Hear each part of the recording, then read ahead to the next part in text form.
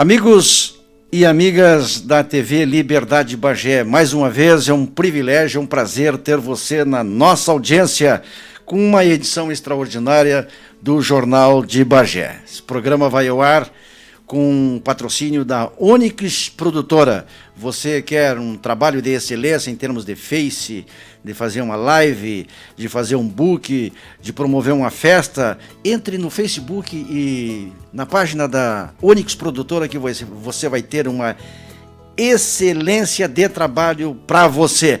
Muito obrigado, meus queridos, mais uma vez pela sua audiência. Hoje, segunda-feira, estamos levando ao ar uma edição extraordinária do Jornal de Bagé, com a presença de um convidado especial, o vereador Antenor Dutra Teixeira. Mas antes disso, eu quero dizer que segunda-feira, dia 20 de julho, marca o dia da primeira viagem do homem à Lua. O homem pisou na Lua pela primeira vez no dia 20 de julho de 1969, data que passou a representar um marco histórico para a humanidade em termos de exploração espacial. Essa missão foi feita pela nave espacial Apollo 11, comandada pelo astronauta Neil Armstrong, que foi o primeiro a pôr os pés no solo lunar, quando disse a famosa frase: "É um pequeno passo para o homem, um salto gigantesco para a humanidade". Os outros dois astronautas foram Buzz Aldrin, que era o piloto da nave, que desceu em segundo lugar na Lua após 20 minutos Armstrong ter pisado na Lua, e o outro ficou na nave enquanto eles projetavam a sua prospecção lá na Lua. Era chamado Michael Collins. Mas TV Liberdade também é a cultura, Kainan. Muito obrigado. Estamos aqui hoje nos estúdios, na técnica, com o nosso amigo, parceiro Kainan, né? Por enquanto, estamos sem a presença do nosso diretor, Eberson Feijó, que daqui um pouquinho vai estar conosco. Muito obrigado pela confiança. Hoje também, meu caro Antenor Teixeira, eu quero pedir ao amigo que possa retirar a máscara. Estou eu de máscara, portanto, o amigo pode ficar sem a máscara para melhor utilizar o microfone. Hoje, dia 20 de julho, também é o dia do amigo. Coincidência, estou entrevistando um amigo. Essa data celebra a amizade entre as pessoas. No Brasil, no Uruguai, na Argentina e em Moçambique, a data mais difundida é celebrada dia 20 de julho. A Assembleia Geral da ONU resolveu convidar todos os países membros a celebrarem o Dia Internacional da Amizade, no entanto, no dia 27 de abril. Dia do Amigo. Que bom! A todos vocês, amigos de Face, amigos de fé, amigos de coração, o nosso grande abraço, e já deixamos uma mensagem para você. A amizade é um grande tesouro criado por Deus. O maior exemplo de amizade foi dado por Jesus, que nos amou tanto que entregou sua própria vida para nos salvar. Que a cada dia tu possas, meu amigo, ser mais parecido com o nosso Salvador Jesus Cristo. Agradeça a Deus pelo privilégio de ter amigos. Por isso, oro que o Senhor Deus cumpra a sua maravilhosa vontade na tua vida, meu prezado amigo. Por falar em amigo, e o Antenor é um amigo, eu quero mandar um abraço aqui com a permissão do Antenor para os nossos amigos lá das Palmas, porque daqui um pouquinho quem não é de lá vai entender por que eu estou mandando esse abraço lá para as Palmas. Para algumas pessoas, para Maca, para Erecê, para Iara, que está aqui em Bagé, mas seus familiares estão lá, a Marluza Franco, que está em Caxias do Sul, nossa amiga no Facebook, vai estar com certeza, se não hoje, amanhã com certeza vai estar vendo esta entrevista. O Hernani, o Heraldo Franco, também para o tio João Carlos, né, e a tia Ruth, padrinhos do Antenor Teixeira, né, para o tio Zavo, o Rosalvo Franco, a professora Ionete, para o Kiko Franco, para a Mara Furic, ali na Coxilha das Flores, para sua filha, né, a enfermeira Amanda Cholante, para o Edgar Cholante, para o Rogério Cholante, para o Honor Berchon, lá nos Berchons, para o Paulo Berchon, enfim, para todos aqueles amigos, são tantos, e eu lembrei agora de cabeça de alguns nomes, mas não posso esquecer do tio do Antenor e amigo, né? Tio Telmo Dutra e tia Lúcia, que como eles têm amigos comuns comigo no Face, eles vão estar com certeza prestigiando, né? Se não ao vivo, vão estar depois vendo, porque fica gravado durante toda a semana e nos próximos dias essa entrevista com o Antenor Teixeira. Tio Telmo Dutra, tia Lúcia, um grande abraço. O Antenor Dutra Teixeira, filho de José Francisco Teixeira e da dona Marta, que são seus pais, neto do seu Odilardo Luiz Dutra e da dona Horacina Chaves Dutra, seus avós, famílias que eu tive o privilégio e o prazer de conviver e dizer o seguinte, como dizia o Antônio Pires no seu livro Guardados na Memória, gente da melhor cepa. Muito bem, meu caro Antenor Teixeira, é um privilégio, é um prazer tê-lo aqui nos estúdios da TV Liberdade, no programa Jornal de Bagé. Muito bem, amigo. O privilégio é todo meu. Eu que não sou muito de frequentar todos esses anos a imprensa permanente, quero agradecer a honra de estar aqui nos estúdios da TV Liberdade, Bagé, agradecer seu diretor, o Eberson Feijó, o Kainan, que está ali na técnica nesse momento, já parabenizar pela beleza do estúdio, pelo trabalho. Que bom, porque neste mundo moderno, com certeza são as grandes armas de contato que a gente vai ter neste momento que eu tenho com os telespectadores da TV Liberdade, um Face, será o grande caminho, principalmente nessa época de pandemia que enfrentamos. E há pouco o nosso querido e amigo Oscarino me autorizou a retirada da máscara, e até porque mantemos uma distância razoável e porque estamos apenas nós dois e o Caian aqui no estúdio. E que honra, Oscarino, muito obrigado de verdade em poder ser convidado por ti para participar desse jornal. A gente que já estamos há mais de 3 décadas labutando na vida pública, trabalhando na pública e na privada, não paramos nunca, e é uma grande honra estar aqui contigo. Tenor Teixeira, nós temos um convívio de longa data. Sou mais velho que o amigo, talvez mais de 10 anos, ou por volta de 10 anos, mas eu o conheço desde menino. Me permita trazer à memória que quando tio Afonso fechava a fazenda e nós acampávamos nos fundos dos campos do seu Odilardo, hoje do Telmo e próximo do teu, aquilo era uma festa fabulosa durante uma semana. Nós acampados ali nas barrancas do Camaquã, nem tanto para pescar, mas apenas para como lazer. E eu lembro da presença permanente ali da tua avó, Dona Horacina, mais tarde o tio Telmo. E eu lembro de uma passagem, parece que eu vi ontem isso, Dona Horacina, uma senhora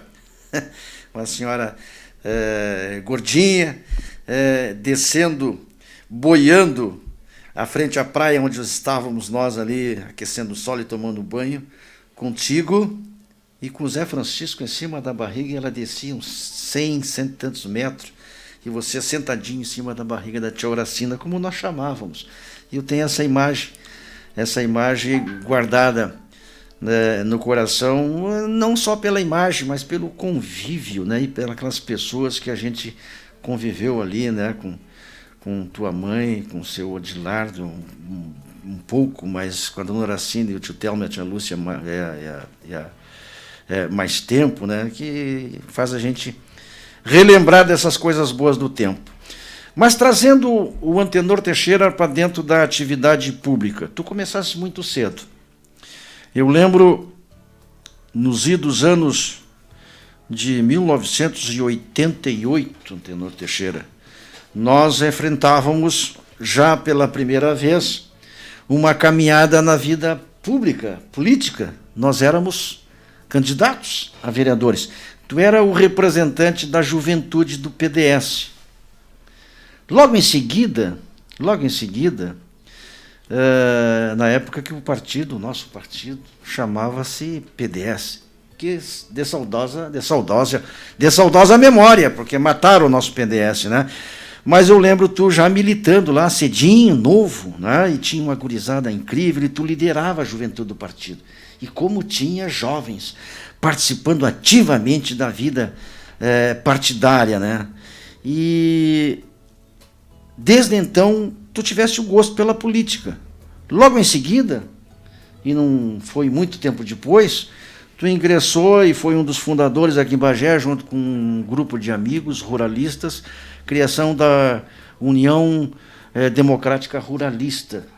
Podes falar um pouquinho sobre esses dois inícios da tua caminhada pública e classista também, desde a época da juventude do partido, depois com a criação da UDR, para depois nós adentrar mais especificamente naquelas atividades mais fortes que tu tivesse já como representantes aqui em Bagé da Farsul. Claro que sim. E a lembrança, retornando um pouquinho, para o telespectador, aquele que nos conhece, tem saudades muito daquela época, em que tu citou saudades do tio Mitico, tio Toninho. O Mitico é pai do Favorino Colares, que é nosso DJ, nosso produtor aí. Muito saudades do seu Afonso. Das famílias, que hoje com essa loucura que se vive, com essa correria, dificilmente se reúne. Mas claro que sim, uma grande honra, né, Oscarino, este começo todo, juventude do nosso partido, logo depois que terminou a Arena, que se fundou o PDS. Mas eu já vinha, um pouquinho antes, eu já vinha do Grêmio Estudantil, do Colégio 15 de Novembro, hoje Justino Quintana, do Colégio Estadual, não só do Grêmio Estudantil como do Centro Cívico, e quem coordenava era a tia Marley Colares. Então, e depois entramos na juventude, saudoso partido, saudades, tio Nica, João Doglia, Reverendo Guedes, Roberto Banes, e por aí, se eu for citar aqui, eu vou passar muito tempo citando para vocês. Mas ali começou em 1988, bem jovem, e peguei essa febre, este gosto de participar, principalmente daquelas coisas mais bairristas, ideológicas, que naquele momento se apresentavam para a gente.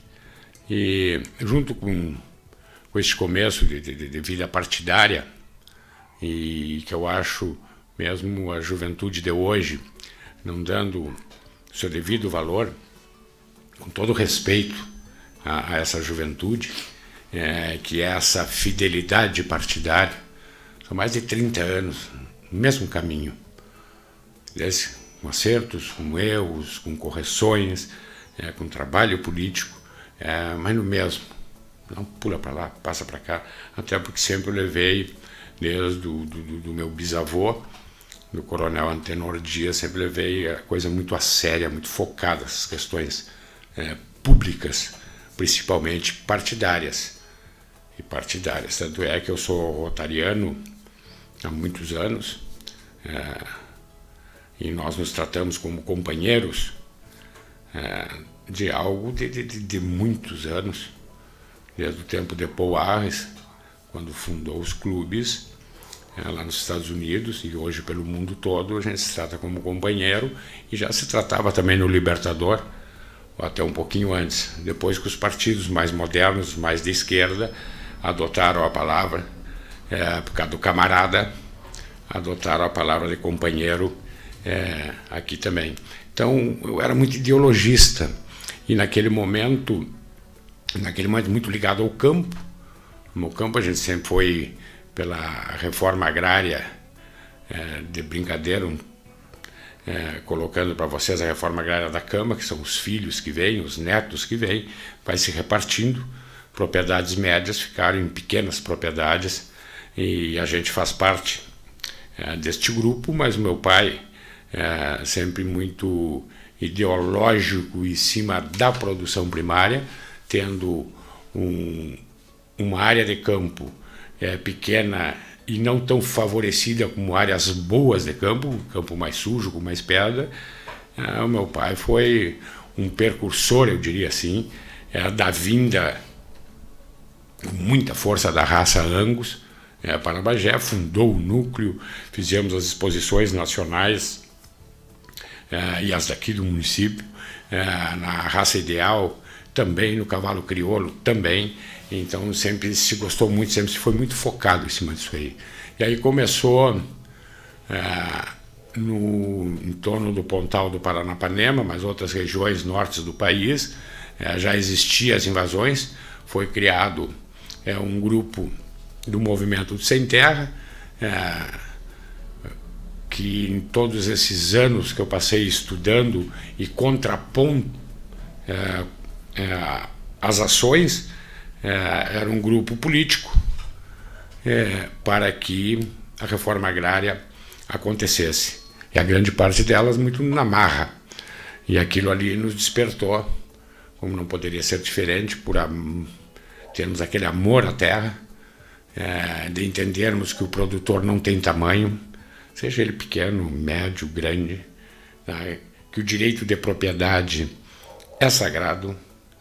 E a partir dali, quando um grupo, depois que se tornaram grandes amigos, e hoje o governador de Goiás, o Dr. Ronaldo Caiado, junto com o Dr. Gilberto Scopel de Moraes, cirurgião plástico de Cachoeira, um produtor rural, junto com o meu querido amigo Volney Teixeira, de São Cepé, e outros tantos aqui de Bagé, um grande amigo, se não um dos maiores ou o maior amigo da minha vida, Dr. Olavo Salles, que não está aí mais junto conosco. Esse grande grupo se formou, se fundou a União Democrática Ruralista, porque entendíamos que, como tinha propriedades invadidas, agredidas, roubadas, e as instituições oficiais, que eram as federações, que eram os sindicatos, não tomavam aquela atitude que nós gostaríamos que tomasse para preservar o direito de propriedade que está escrito e garantido na Constituição.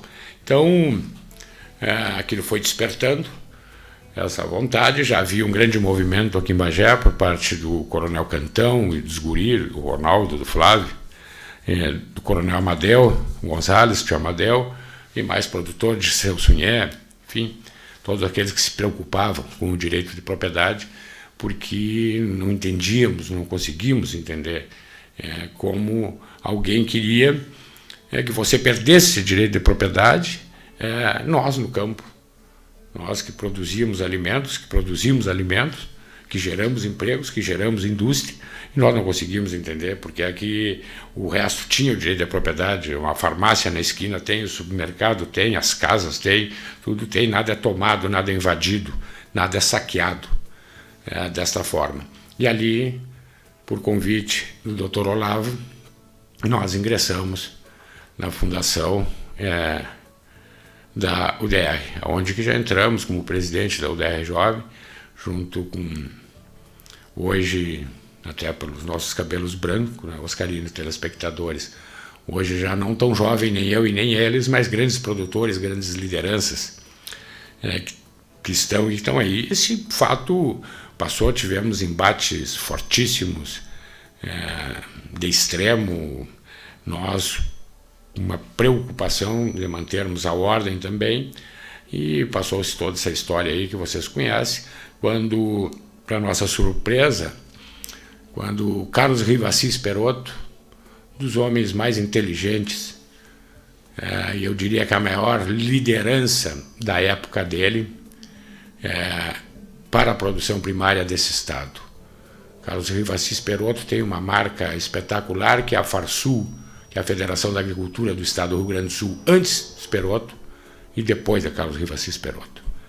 E concorria à presidência da Farsul o Carlos Perotto, que era a continuidade do Dr. Hugo Judici Paz, do Dr. Baltazar, aquilo que vinha, e que nós estávamos descontentes, este grupo mais da coxilha, que se chamava, que mais de ação, mais de atacar na porteira, mais de não deixar invadir. Esse grupo, lançamos uma chapa de oposição, doutora Regis Salles, Júlia Castilhos, mais um grupo de amigos. inclusive na época na oposição do Dr. Gidião, que foi vice do presidente Esperoto muito tempo e hoje o atual presidente da Federação da Agricultura, que só nos honra, nós Parabagé, termos o presidente da federação. E, para nossa surpresa, perdemos a eleição e o presidente Carlos Esperoto pegou e chamou esse grupo, eu, Volney Teixeira e Gidião Pereira, junto com um coronel que era o presidente da Comissão Fundiária da Farsul, o coronel Leiva Job, nos convidaram para fazer parte da Federação da Agricultura para atendermos as questões fundiárias, tanto das invasões do direito de propriedade, das questões indígenas, das questões quilombolas e por aí por frente, resumindo nas questões fundiárias e logo adiante já de produtividade, porque já veio a questão da produtividade do campo, as cobranças, vistorias do INCRA, todo aquele embate que quem é de Bagé, quem viveu aquela época sabe o que nós passamos, o que nós fizemos e fomos exemplo nacional de defesa da propriedade, de defesa do direito de ir e vir, de produzir, de gerar emprego neste país. E agora, para culminar, fomos para o cadastro ambiental rural, que também nasceu a solução viável da produção agrícola, nasceu aqui em Bagé. Muitas coisas que nasceram aqui em Bagé, na Oscarina, isso me enche de orgulho, não só nas questões do campo, mas isso me enche de orgulho, porque nasceu aqui, por um fato, e até lírico, eu poderia dizer, porque eu estava viajando, tenho os filhos enteados, que eu amo, sogro e sogra moram lá em Santa Catarina, e eu fui, tirei uns dias, e fiquei meio por fora do processo, bem naquele embate que estava de aprovar o cadastro ambiental rural, com o Aldo Rabelo como relator, e produtores descontentes, e acertaram a Cátia Abreu, a senadora Cátia Abreu era a presidente da CNA, e depois do Antônio Ernesto de Salvo, e estava aquela briga, aquela coisa, e houve um acerto, mais ou menos, para os produtores que estão nos assistindo pelo Face, mais ou menos o acerto.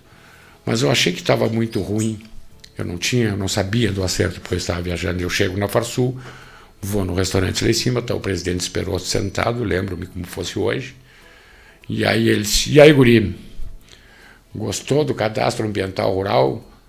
E eu disse, brincando para ele, porque eu já tinha visto a manifestação dele há uma semana atrás, não sabia do acerto, que estava muito ruim. Eu disse para ele, muito ruim, presidente. Meu Deus.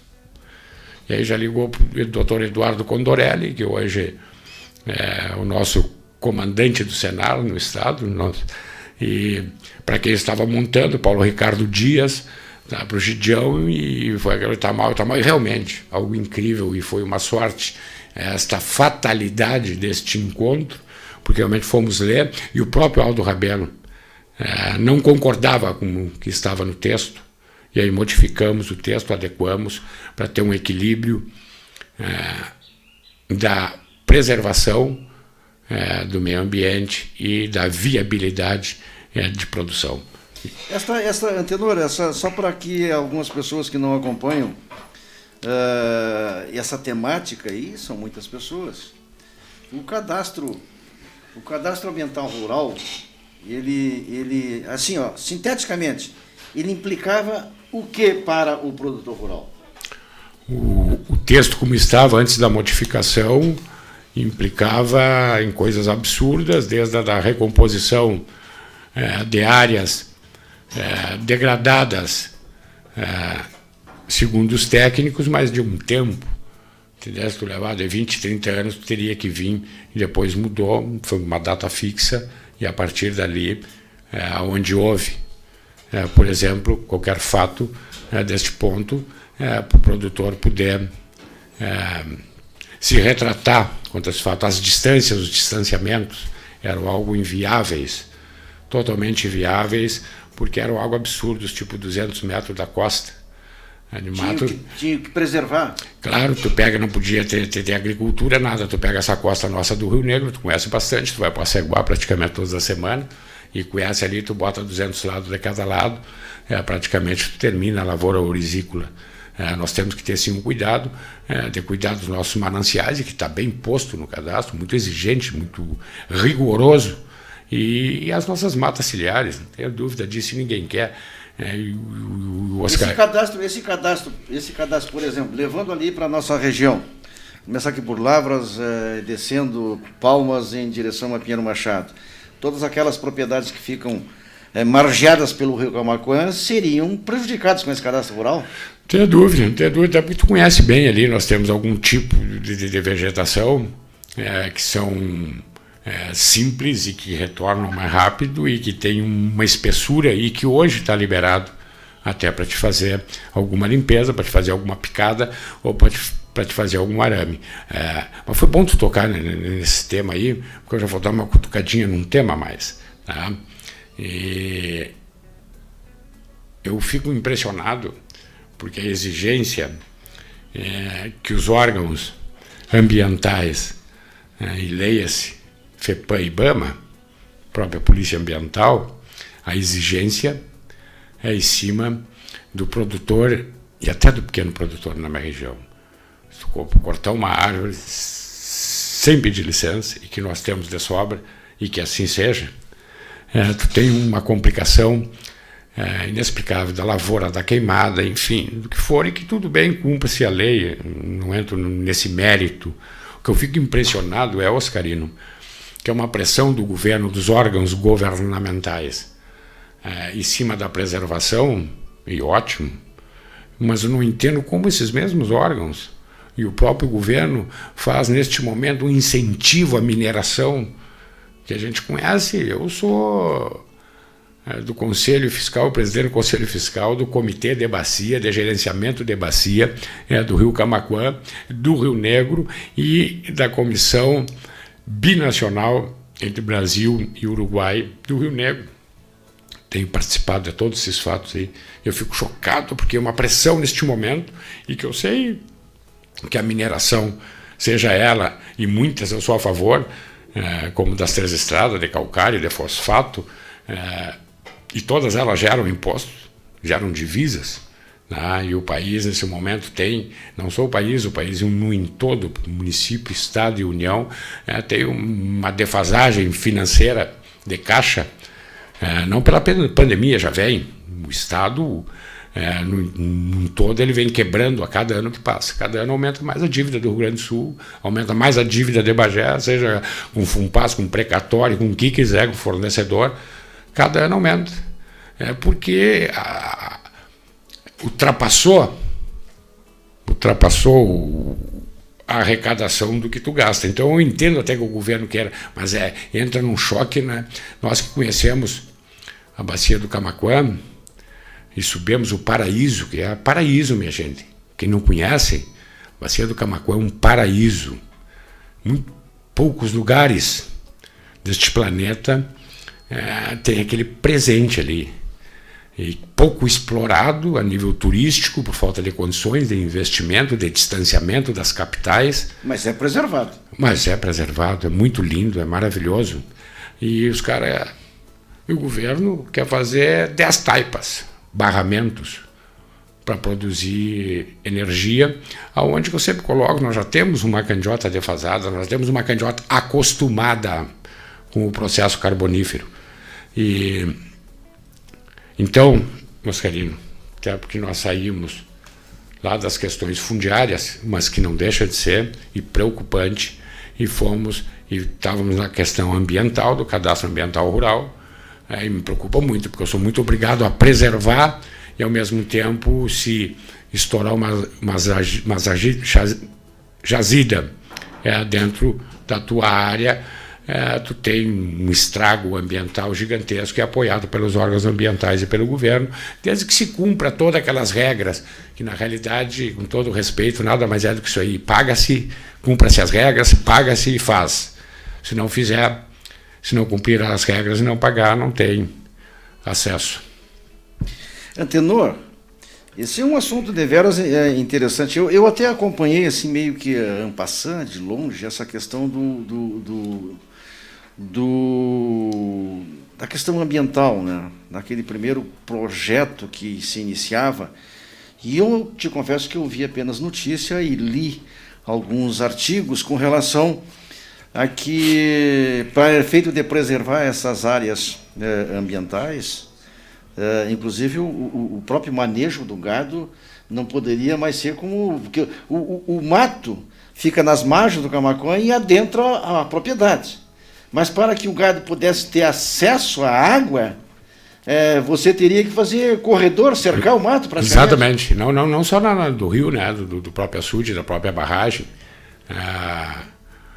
O inicial era esse. E a ideia, de repente, até caminhar. Claro que nós estamos aí, vamos pelear muito nessas questões, como peleamos naquela que o Oscarino começou ali, que eram as questões das invasões. É inaceitável, minha gente. É inaceitável estar aí. Para quem quiser, eu estou disposto, eu sempre me coloquei disposto, eu admiro a luta e acho não, tenho muita convicção que muita coisa a nível da reforma agrária foi feita pela pressão, mas muita coisa foi feita errada, muito abandono, muitas coisas desnecessárias e mal conduzidas naquele momento. Uma grande pena, porque judiamos de muitas famílias, de um lado ou de outro lado, e no meu modo de ver, no meu ponto de vista, é totalmente desnecessária. É tão desnecessário, senhores, tu pegar uma família como a do Carlinhos Cagiano Neto, a Fuca, as Guria, uma pequena propriedade, ser invadido com aquela brutalidade, feito reféns, torturas, morte.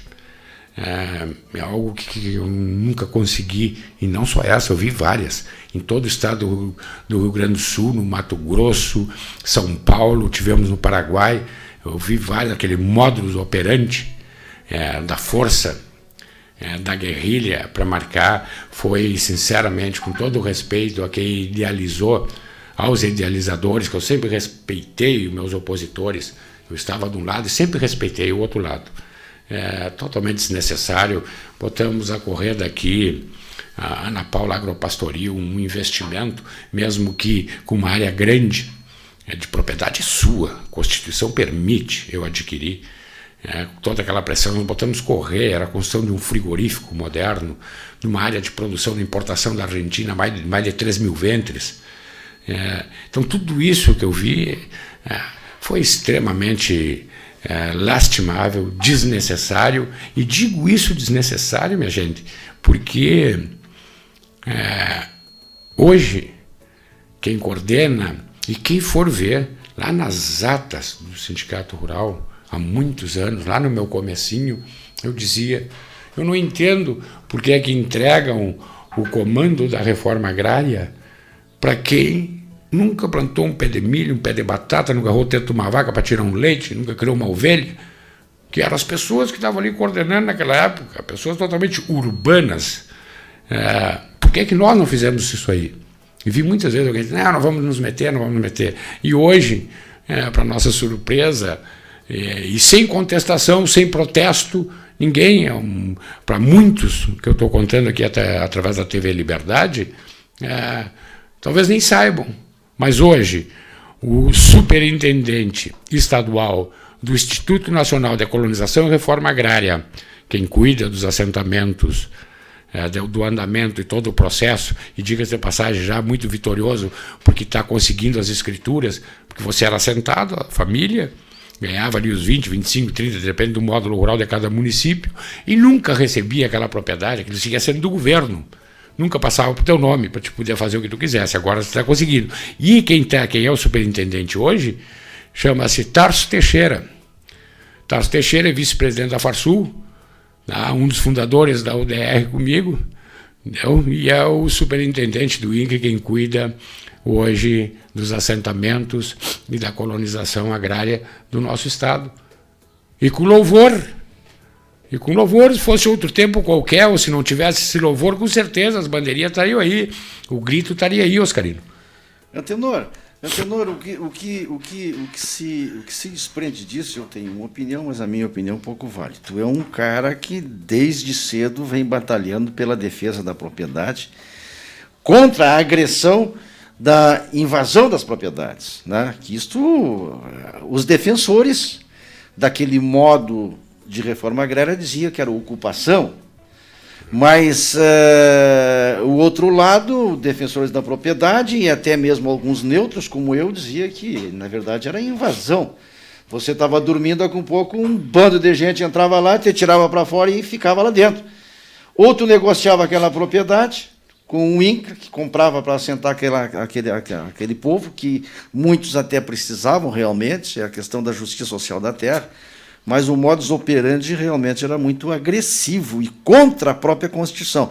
Mas foi consagrado os assentamentos, sacramentados sacramentos, legalizados agora estão sendo os assentados. Tu poderias dizer assim, ó, que tu conhece bem nossa região e várias outras regiões, porque tu trabalhaste nas ações de campo, na questão da defesa da propriedade. Vocês iam para frente da porteira, eu sei disso. Tu achas que deu resultado em termos econômico e social esse tipo de assentamento implantado naquele período e que permanece até hoje? Tchê, Oscarino, tem vários focos em cima disso aí, inclusive não é só a questão da violência, do ato na propriedade, eram as questões administrativas. Era inadmissível, você tinha 1.000 hectares aqui e o meu vizinho tinha 1.000. Eu não queria vender, porque é da minha família, porque eu adoro, eu amo, criei meus filhos, moro ali, enfim, meu avô, meu bisavô, e o meu vizinho colocou à venda, estava nos grandes jornais de circulação do Estado, a 7.000 hectares. Eles desapropriavam a minha por 15.000 e não comprava do vizinho a 7.000. Isso era uma das grandes contestações que eu sempre tive. Dessas questões, Oscarino, a reforma agrária em si, em benefício, aquela família mais pobre, hoje está tendo um ajuste, porque na realidade aquele cara que a gente diz muito que ovelha não é para mato, aquele cara, aquela família que não tem aquela vocação, principalmente porque fazia uma reforma agrária e continua ainda muito idiota na maneira de falar, porque eles pegam uma família de Marau, lá do lado de Passo Fundo, no norte do estado, para quem não conhece, muito longe, e assentam aqui na Ulha Negra. E pegam a da Ulha Negra e assentam lá em Marau.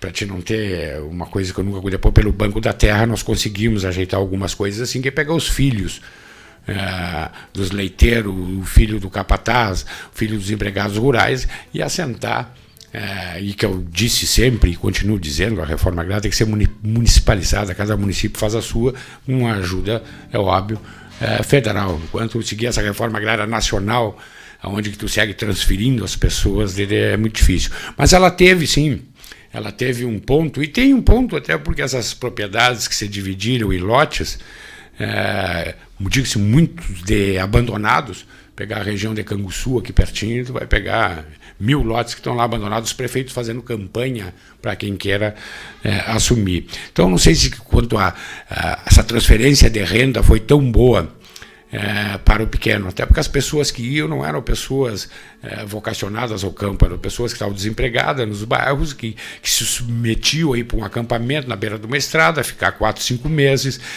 fazendo invasões, enfim, toda essa história aí que a grande parte conhece. Mas, por outro lado, a gente via grandes extensões de áreas, as grandes instâncias, que, diga-se de passagem, é o exemplo de meio ambiente, é uma instância tradicional, mas não de faturamento, de cumprimento da função social, o que é que a lei exige. Acredito que aí sim modificou muito, porque assustou muito aquele que já não era mais o fazendeiro, mas que já era o empresário do agronegócio. Começou a se assustou um pouco e começou a incrementar, botando tecnologia, tendo um GUT e um GE, que é o grau de utilização e o grau de aproveitamento, bem maior, bem superiores até do que os dados que a própria Embrapa, que é a nossa empresa de pesquisa, determinava. Então, acho que nesse lado aí, claro que teve um cutucão, não tenho dúvida, teve uma comercialização mais de áreas, aquelas áreas, tinha áreas muito grandes de pessoas já com uma idade avançada que moravam em outras cidades, enfim, que arrendavam, aquela coisa toda, e tudo isso aí modificou.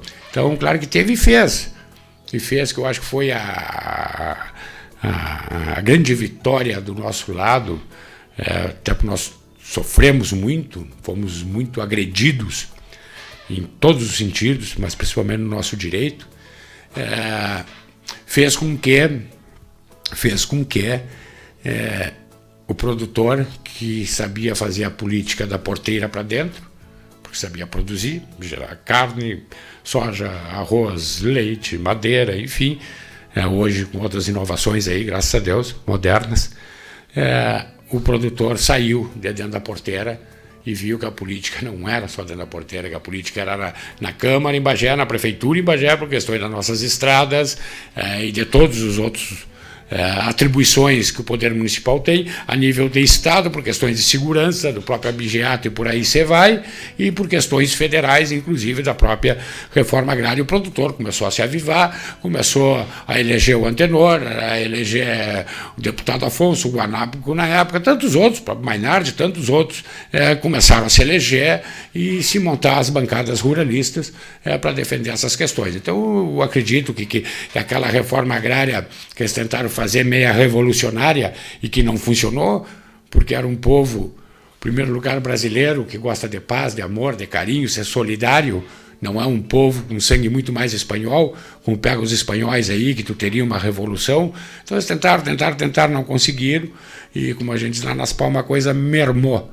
Mas deu, instalou, fez a produção aumentar, fez a indústria de arroz ter muito mais engenho, fez a indústria de carne ter muito mais frigorífico, a indústria de frango, de suíno, de hortifruti, tudo movimentou todo esse processo. Então eu acho que teve algum ganho, sim. Então isso pode ser abstraído daí, Antenor, que esse movimento, né, o MST, com essas invasões e para os defensores da reforma agrária, naqueles modos, os ocupantes, né? Na minha opinião, eu não tenho nenhuma dificuldade de dizer de público que era uma verdadeira invasão. E, aliás, Antenor, eu quero te dizer o seguinte, aliás, nós nos encontramos lá. Quando eu era vereador e eu integrava a Comissão de Direitos Humanos da Câmara de Vereadores, 10 da noite eu fui chamado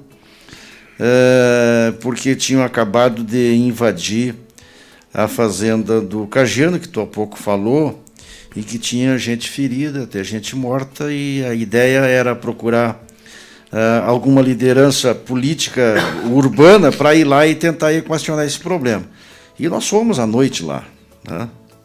Inclusive, eu fui com o Fernandinho Teixeira num Fuca, e ele estava com o pé quebrado, e eu achei que eu morria naquela noite. E quando chegamos lá, nos deparamos na beira da estrada, tu estavas, inclusive, lá. Tinha um acampamento grande na beira da estrada, de ruralistas, líderes ruralistas, e um batalhão de brigadiano. No dia seguinte, pelas 10 horas da manhã, chegou representando o governador do Estado, o Dr. Matias Nagens, que era o chefe da Casa Civil. E ele fez com que um grupo de autoridades passassem aquela barricada que tinha ali, feita pela brigada, para ir até a fazenda, a propriedade lá, para tentar negociar com os invasores para liberar os reféns. E eu lembro que tinha um juiz, 2 promotores, na época o prefeito Luiz Calil, a Comissão de Direitos Humanos da Assembleia Legislativa, Jussara Coni, Carlos Sazambuja, eram 10, 12 pessoas. Quando eu estava junto, quando eu quis entrar, o Matias pegou e disse, agora não passa mais ninguém. E eu lembro que o Ademir Azevedo, amigo aqui da Colônia Nova Esperança, sim, né? A irmã dele tinha uma propriedade na Nova Esperança, depois foram para o Mato Grosso, ele estava lá, foi vereador e coisa e tal, na época não era vereador, ele pegou e disse, não, mas o vereador Oscarino aqui é nosso companheiro. Já me botou o braço para cima, e o Sem Terra é que me passou, apesar do Matias ter me impedido. E eu fui ver, realmente, eu fiquei estarrecido com o que eu vi lá dentro daquela propriedade. Né? Tinha gente morta, gente ferida, os reféns. Se eram 10h30 da manhã, às 4 da tarde, conseguiram fechar a negociação quando nos liberaram os reféns. tinha um tenente, 4, 5 brigadianos, seu Arley Saraiva com um corte atrás da orelha enorme, o outro lá em estado de choque. Eu via aquela agressividade que fizeram, destruíram a casa e fez acontecer. Então, realmente, eu não podia, em absoluto, achar que aquilo ali era uma ocupação. Foi uma agressão violenta, a coisa mais sagrada que é a tua propriedade, a tua casa, né? Entrar dentro da tua casa, mexer. Crime. Aquilo foi bárbaro. Nada então, justifica para fazer uma reforma agrária. Mas, de qualquer sorte, esse movimento todo, e tu participou de tanto, tu teria que ter 2 horas aqui para tu me contar, e não vamos ter tempo para isso, de todas as incursões que vocês, o grupo de vocês, junto com todos os outros, fizeram para tentar defender a propriedade. Mas valeu a luta, né, vereador? Claro que sim, não tenha dúvida. Apenas amigos que se foram, não neste combate, se foram porque a vida é dura e assim, saudosos amigos. Então, me ensinou muito essa condição de risco, de responsabilidade que eu tinha. Depois disso, quando fui para a Farsul com o presidente Esperotto, eu comandei praticamente todo o estado em várias ações, tendo o risco de preservar a segurança daquele chefe de família. É muito importante eu colocar uma coisa para quem nos assiste nesse momento. O estado do Rio Grande do Sul, nas questões fundiárias e agrárias, conflitos, foi o único estado, e até hoje, não aceitamos de hipótese alguma, e aqui eu falo em nome do presidente Gideão Pereira, sem a própria autorização, mas todo esse tempo de vida junto, convivendo, nós não aceitamos, de hipótese nenhuma, ninguém pago. Nós não aceitamos jagunço. Nós nunca pagamos ninguém absoluto. Vai para ali o chefe de família, o produtor, vai com seus filhos, se quiser vai sozinho, mas nós não aceitamos, de hipótese nenhuma, uma prática que era normal, centro-norte do Brasil, com os capanga, enfim, com tudo, e enquanto que o produtor lá, o grande, ficava lá em São Paulo, ficava lá no Rio de Janeiro, estava mandando os capanga e combater quem estava tentando aqui no estado do Rio Grande do Sul, e o produtor. Por isso nós tínhamos o respeito das autoridades e o respeito, inclusive, dos adversários, porque sabia quem estava ali, que era o Esperotto, era o Gideão, o Cadinho, o Olavo, enfim, todos os cantores, todos esses amigos de todo o estado que participaram. Nos ensinou muito, me ensinou muito, criei grandes amizades, grandes experiências na vida. Com tudo isso aí, cada vez dei mais valor a quem trabalha na terra. Uma vida dura, difícil, vocês imaginam hoje, minha gente. Semana passada, 2 graus, 1 grau negativo. Há 2 meses atrás, nós há 90 dias sem uma gota de água. É muito difícil produzir, é muito difícil esse leitinho que vocês compram na caixinha lá no mercado, aquele saquinho de arroz, ele não vem sacado, o leitinho não vem na caixa. Nem aquela carnezinha que se eu compro o bifinho pronto ali na bandeja, ele não vem.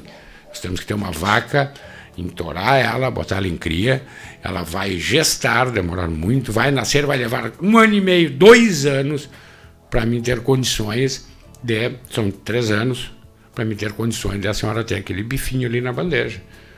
É muito trabalho, né? Muito trabalho. E investimento também. Antenor, esse tema é deveras interessante e importante. TV Liberdade de Bagé, TV da comunidade. Falar sobre mais uma situação que não deixa de ser do interesse da comunidade, mas especificamente de uma classe, né? Numa classe que é o produtor rural. E que bom que tu mencionou, né? Que o produtor rural não é só quem tem 2.000 hectares, não, mas aquele que tem 30 também é produtor rural, porque ele também participa desse processo produtivo. Tu tens já alguma caminhada, e longa caminhada, na atividade parlamentar, né? Eu até vou abstrair dessa tua caminhada o tempo que tu foi secretário. Vamos deixar o secretário de lado? Muito bem.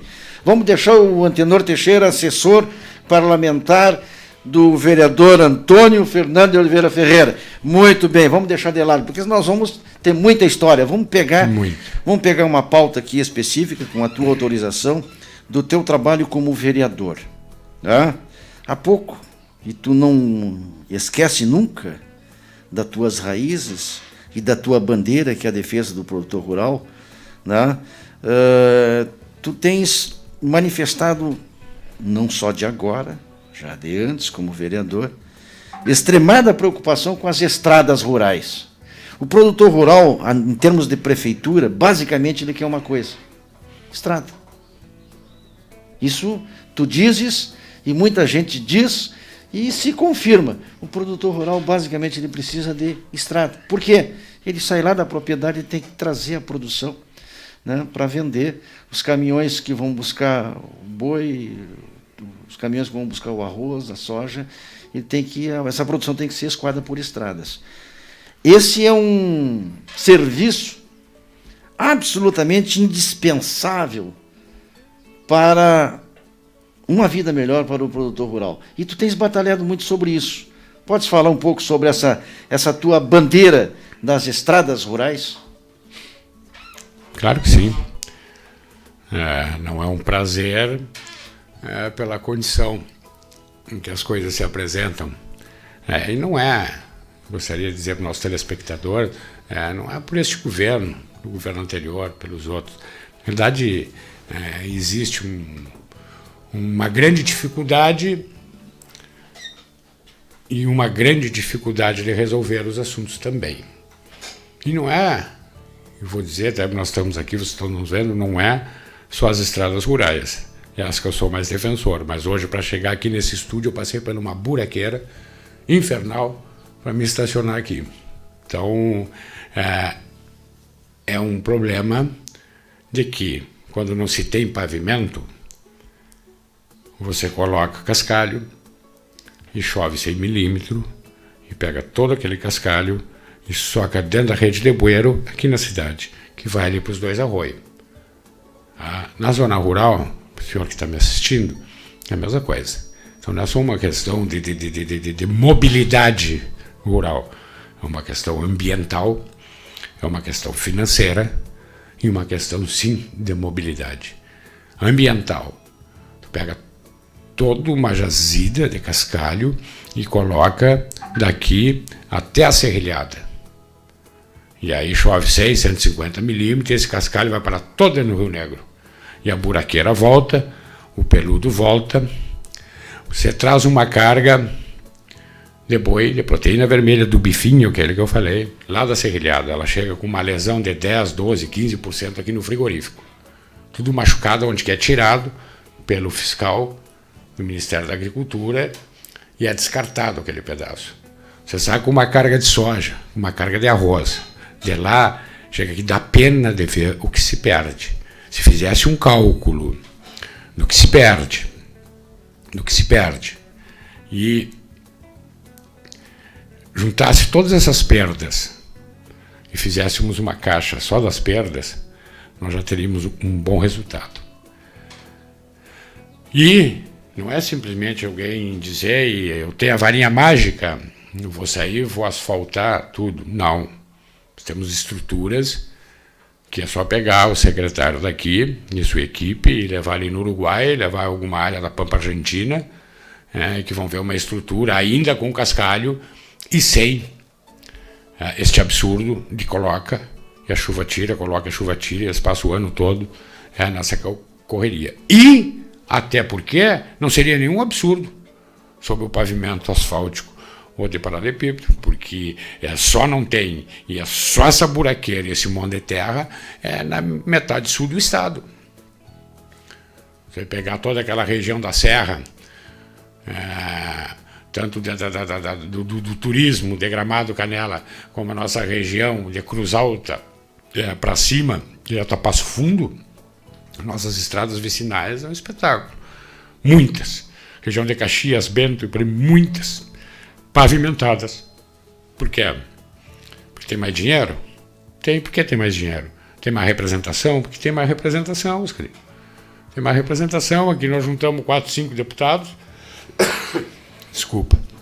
Juntamos 4, 5 deputados estaduais e 1 ou 2 federais. E lá eles têm a grande maioria. O que tem que se fazer? Quando não se tem este poder, tem que ser criativo. Competente já é uma iniciativa que tem que ser nossa. Nós assumimos um cargo no executivo, ou se somos prefeito, ou se somos parlamentares, a competência nós temos que ter. Então tu tem que ser criativo. É inaceitável. inaceitável que secou.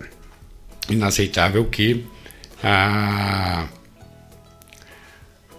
tu saias daqui, bata ponto na secretaria e vai chegar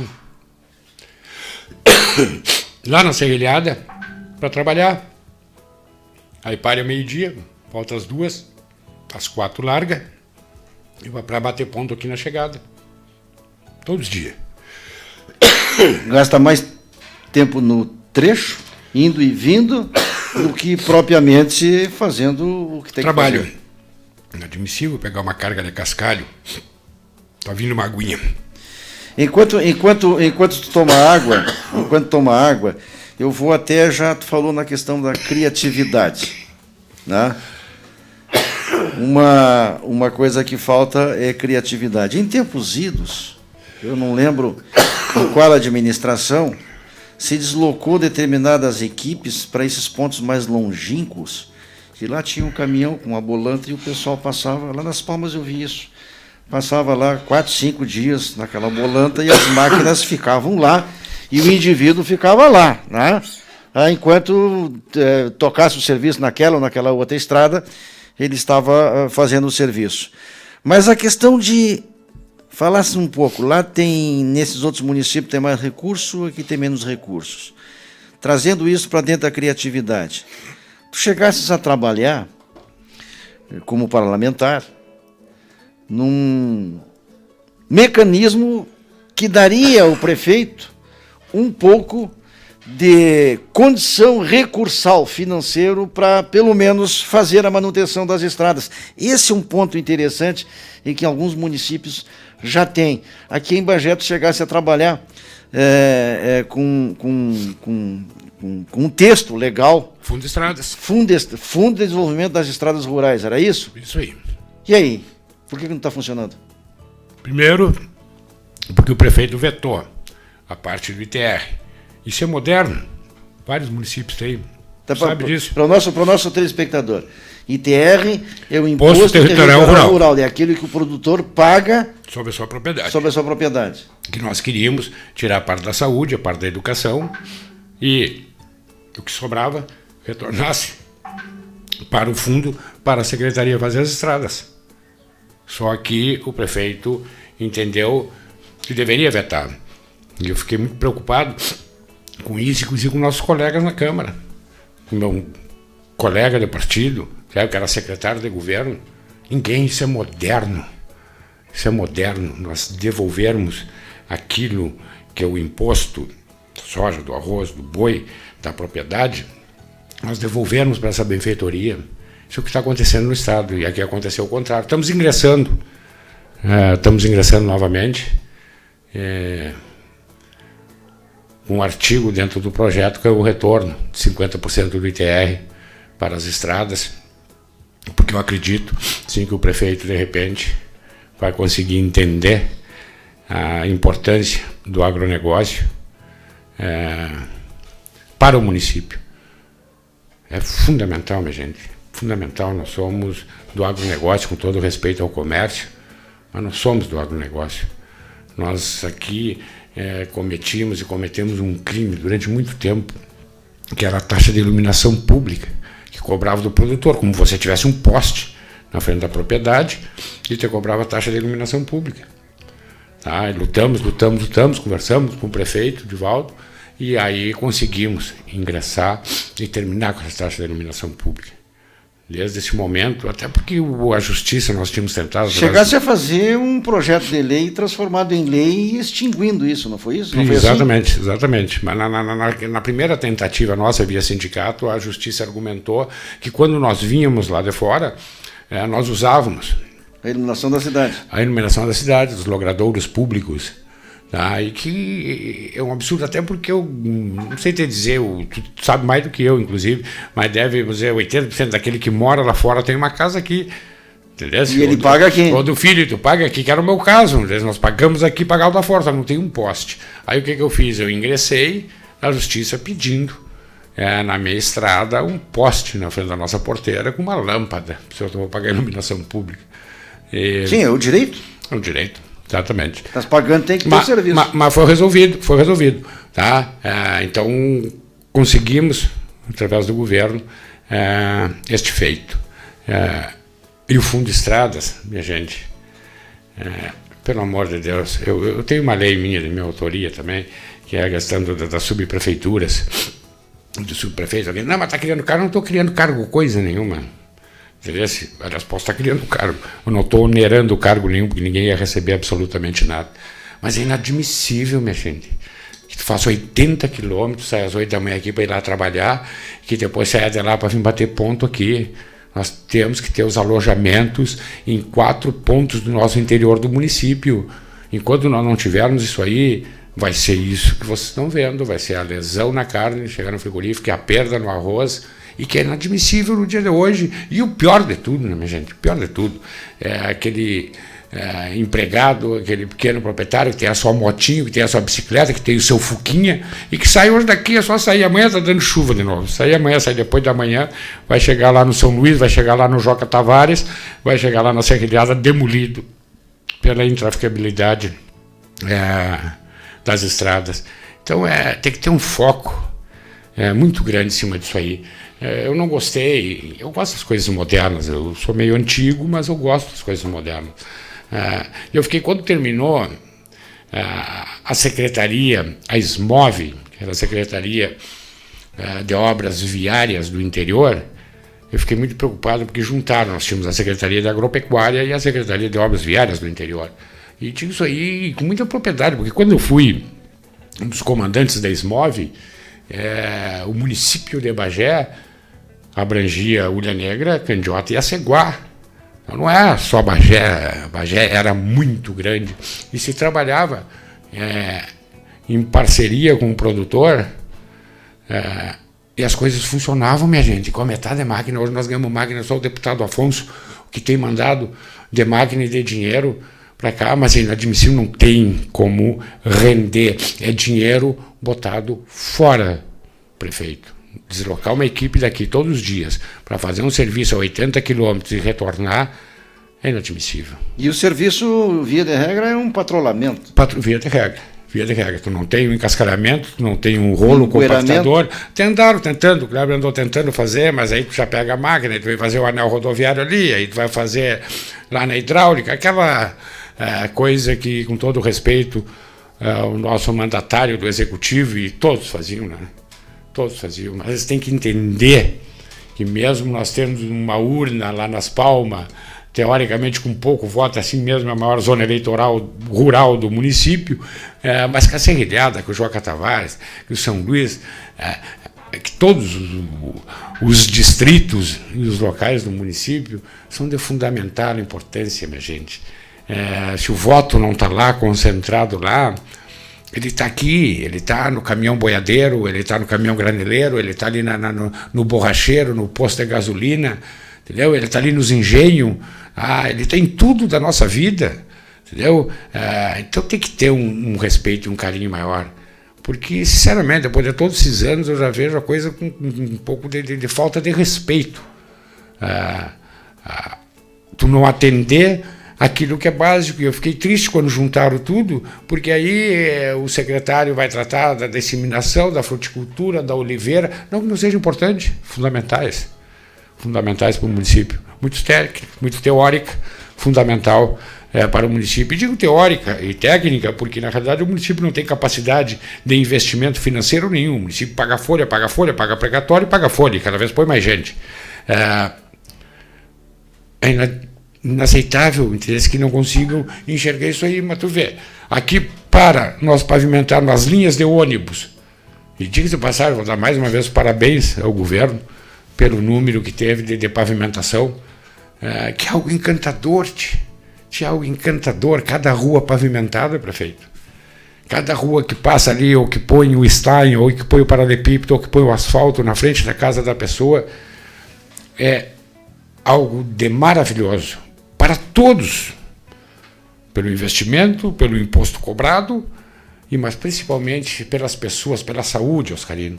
Tu não tem que sair mais no barro, tu não tem que comer poeira todo dia, tá? Tu não tem que ter aquela valenta fedorenta na frente da tua casa, Eu não consigo entender, entendeu? Por que que não consegue fazer bueiro para tapar e botar essas valetas fedorentas? Então, nós temos que focar em cima disso aí. E a secretaria fica o pedido para o próximo prefeito. Desde já pedi para os outros, mas fica o pedido de que a Secretaria de Desenvolvimento Rural, que ela continue, mas faça a Secretaria de Obras Viárias do Interior só para tratar da estrada, unicamente estrada. Eu quero um secretário que esteja focado em cima das estradas, o que for para as estradas, os maquinários das estradas. É só isso. O produtor não pede muito mais do que isso aí, em absoluto. Não pede mesmo, eu garanto aqui. Nós tivermos um prefeito que trate, que cuide com carinho, que resolva o problema das estradas, com certeza o produtor, o empregado rural, o arrendatário vai estar feliz, porque vai sair lá de fora na tardinha, às vezes com frio, como essa época, ou com calor, e vai vir numa estrada boa até Bagé. E tem maneira de arrumar, tem maneira de pleitear mais coisas, tem maneira de evoluir à frente. Antenor, vou te fazer só mais uma pergunta com relação à questão rural, porque senão tu vai entrar fim de tarde e noite adentro, porque tem assunto e eu sei disso. Mas pegar só mais um aspecto nas duas bandeiras de luta na defesa do produtor e da propriedade rural. Tivesses trabalhando também na questão ambiental, Código de Arborização Municipal. Nesse código, tu tivesse uma atuação bastante decisiva para que ele não fosse aprovado nos termos que estava se apresentando. Perfeito. 2 minutos para te falar sobre isso. Perfeito. Com todo o respeito ao meu amigo Norton Sampaio, a Tanira, o Rodrigo, tá? Com todo o respeito, não tinha... nós, quando entendemos do Código de Arborização Municipal, e até quem lê, o próprio verbo de quem lê, o próprio verbo já diz, o Código de Arborização Municipal. Então era arborização dentro do município, isso que nós queríamos resolver, porque também tem problemas gravíssimos.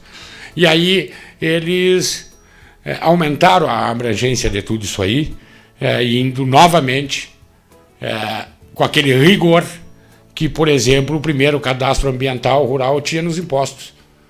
Depois nós derrubamos aquilo e resolvemos. Então, quer dizer, tem uma lei federal, tem uma fiscalização estadual e federal em cima de nós, e ainda queria manter distâncias e zoneamento, tanto da silvicultura como das lavouras de soja e arroz. Por isso nós interferimos e tiramos todo o capítulo que tratava das questões da zona rural, e deixamos as questões da zona urbana dentro do Código Municipal de Arborização. Antenor, um pouquinho, nós resta pouco tempo também, um pouquinho sobre a tua atuação. Tu é um vereador eclético com as tuas inquirições sobre problemas da cidade. Tu tivesse uma preocupação, e que eu não sei que pé ficou, com relação à questão do estacionamento rotativo envolvendo os idosos. 1 minuto para essa resposta. Estou te judiando. Não, tudo bem, vamos lá, tem que ser bem prático e pragmático em cima das coisas. Conseguimos por 2 anos, 3 anos, veio essa nova empresa, não aceitou, renegociamos com o governo e com a área da Constituição Federal, que dava tantos estacionamentos para idosos e deficientes pagos, nós conseguimos em torno de 198, 30% a mais do que isso aí, gratuito, e é o que nós temos até o momento de agora, inclusive com uma grande dúvida, porque a lei anterior que dava a gratuidade para todos, em todos os locais, ela não foi revogada, permanece, nós vamos ter um conflito aí, estamos no dia de hoje, inclusive, tratando isso aí. Uma questão importante, eu acho que isso aí vai demandar tempo ainda, talvez conclua o teu mandato, não conseguirá alcançar o intento. Com relação à questão dos tombamentos dos imóveis no município. Outra agressão ao direito de propriedade, Oscarino. Agressão ao direito de propriedade, isso aí que foi o que me chamou. E eu sempre coloquei, graças a Deus, tive um grande carinho da Elvirinha, do Cláudio Lemezec, de todos os que gostam de preservar. A Heloísa Morgado. Exato, a Isa, de preservar o patrimônio histórico. Patrimônio histórico é patrimônio histórico, não tenho dúvida. A arquitetura portuguesa, espanhola, as coisas antigas, a história do meu Bagé eu quero preservar. Agora eu não posso chegar na casa do diretor da nossa Rádio Liberdade e dizer, essa casa aqui está tombada, esse estúdio. Não pode fazer mais nada. Então, o que é que eu ganho? Não ganha nada. Tá? Então, pelo amor de Deus, temos que compensar para a pessoa manter o patrimônio histórico. De que forma? E ao mesmo tempo eu sou corretor de imóveis, ao mesmo tempo eu não posso engessar a construção civil, entendeu? E o comércio de imóveis, porque tem uma casa tombada numa quadra e tu tombou o perímetro, que é o caso de Bagé. Tem que ser imóvel por imóvel, estamos ingressando também, não só na justiça, mas cobrando, porque teria que estar averbado em cartório e não está, cobrando essa averbação e qual é que são os imóveis para terminar o poligonal, porque é absurdo. Eu já disse para o IFAM, já disse para o IFAI, já fui várias vezes, é uma agressão ao direito de propriedade, ao patrimônio de cada um. Então, nós temos que dizer, esta propriedade é por isso, ótimo, maravilhoso. Seu Cláudio, sua propriedade é tombada, aqui teve a Princesa Isabel, não sei o que, a arquitetura portuguesa, lindíssima, maravilhosa, que nós temos que preservar, porque a nossa história, chega ali e dá 50% do IPTU do cara. Porque o cara vai seguir pagando, se ele está preservando, ninguém ajuda ele a manter. Se ele não manter, vira crime. O que está ocorrendo neste momento com alguns prédios, e não só aqui, em Porto Alegre? Se desfilar em Porto Alegre, ali no centro, vocês todos vão ver as casas antigas, maravilhosas, lindas, que os caras abandonam, deixam criar mato dentro, até cair, virar um escombro, e aí tu fazer uma obra. Não é isso que nós queremos no nosso patrimônio, nós queremos nosso patrimônio preservado. Agora, nós não queremos uma ditadura, um confisco da minha propriedade como patrimônio, ninguém me dá nada e eu perco 50% do valor da minha propriedade. Então é isso aí que nós estamos também ingressando, solicitando o carinho. O prefeito sempre foi simpático a terminar o poligonal, respeitando a nossa história e o nosso patrimônio. Duas últimas questões. Com relação à questão do... Estivesses trabalhando, foi notícia de jornal, com relação a redução do ITBI, Imposto de Transmissão de Bens Imóveis. O que resultou disso? 3 anos. Espetáculo, Oscarino e nossos telespectadores da TV Liberdade. Um espetáculo, até para vocês entenderem, a gente que trabalha como corretor, tinha muito contrato de gaveta. Você compra uma casa, muitas vezes com muita dificuldade, vai ali, conseguiu 200 mil, financiou, dá 200 mil, comprou outra casa. Tá? E aí tu tinha que ir lá para a prefeitura e pagar 6 mil para a transmissão. Que era um absurdo, 3%, ele é caro. Aí o que ocorria com isso aí? Fazia o contrato, deixava na gaveta, a venda da propriedade também, numa fazenda, botava na gaveta, e as imobiliárias, tudo com aquele monte de contrato de gaveta e que não pagavam. Eu dei a primeira ideia para o secretário e fizemos, e, por exemplo, o ano anterior, eu vou dar um número, por favor. Eu vou dar um número qualquer, não é este o número, mas, vamos dizer, o ano anterior, naquele período, a prefeitura arrecadou 200 mil de imposto de transmissão da propriedade, e no ano que nós fizemos o primeiro desconto foi 2 milhões e tanto, e por aí você vem até hoje, cada vez que tem o desconto. Para encerrar, eu estou te atropelando porque não, tudo bem, faz parte, o tempo vai passando. E passa rápido. Eu te falei que era 1 hora e tu disse que era muito tempo, né? O servidor público municipal,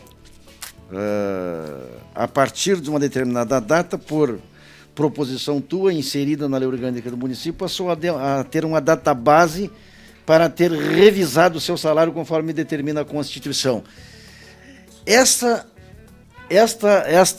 inserção na lei orgânica, fixando a database em janeiro para revisão do salário dos servidores, direito garantido na Constituição Federal, isso funcionou? Não funcionou porque o governo não cumpriu até hoje, está contestando judicialmente, e que é uma pena, é uma pena porque eu fico, estarrecido com o que eu vejo, não deste governo, mas inclusive a vontade popular. Cada vez que você fala no funcionário público, esses vagabundos, não, vamos terceirizar, já não quer saber disso. O que se escuta do moderno aí não é o funcionário público, é um baita funcionário. O que tem que ter é respeito. Se eu tenho a obrigação perante a lei, o Ministério do Trabalho, que eu tenho que pagar o meu funcionário dia tal, e que se o aumento é dia tal, eu tenho que dar dia tal, por que a iniciativa privada eu sou obrigado a fazer isso? Senão eu perco o que eu tenho. E as iniciativas públicas não. Então eu não fiz nada. É mais do que ser justo e que seja no mês de janeiro, o aumento que por direito tem o funcionário público, inclusive do Vale, seja a data fixada aí, não aquilo que fazia. Tu tem que dar em janeiro 3,4. Aí tu vai até julho e tu dá lá em agosto 3,4. O de janeiro a julho tu não paga nada. Delmetro, todos os prefeitos faziam isso aí, não é o prefeito Divaldo em absoluto, todos fizeram isso aí. Tá? E que é um crime para quem trabalha. E aí depois fica dizendo, mas o trabalho do funcionário público, por ser público, por ter estabilidade, ele é ruim. Não, não, ele é excelente, minha gente. Ele é excelente. A gestão é que faz o funcionário. O que está ocorrendo a nível de Estado, a nível de União e a nível de município, com o nosso querido funcionário público, é realmente, de fato, este abandono.